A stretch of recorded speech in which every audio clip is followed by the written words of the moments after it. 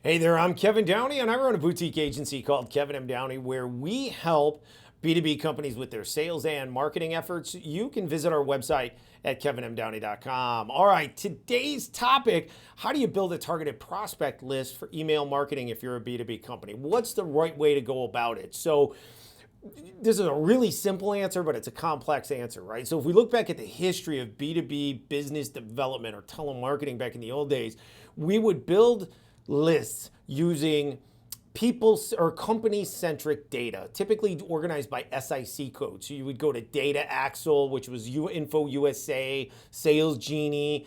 We've used List Giant historically. Obviously, there's a ton of vendors in that space, Axiom, that have really, really good data. But one of the problems as we've moved along in history in B2B marketing and cold outreach for reps is that company-centric information, while very accurate, and it says a company, an address, and phone number, is very limited in contact name and email addresses and LinkedIn profile information. So historically, if you know the history, it's you've had Zoom Info come along, which I would consider to be one of the grandfathers of companies of people-centric data. So they have really good company data, but then they have the people data. So they have the people with their names, their titles, their email addresses, LinkedIn profiles, all those things you need in modern business development to generate inbound leads, because companies don't answer the phone nearly as often. And you have phone trees and you have all of these things. You've got to have the right people information,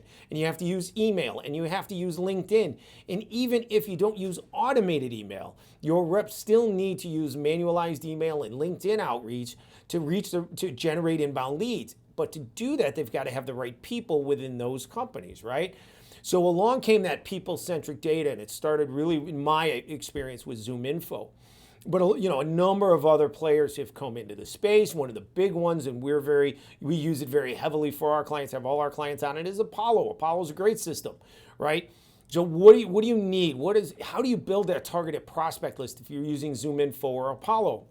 Well, I'm not sharing my screen today, but I can tell you need to look at honing in on companies with industry information and keywords, and you look at employee count, you look at how many people do they have in a certain position within the company, and then of course the titles and the number of employees in the organization, of building that list of people that you want to target. And it's really, really important that you do that correctly.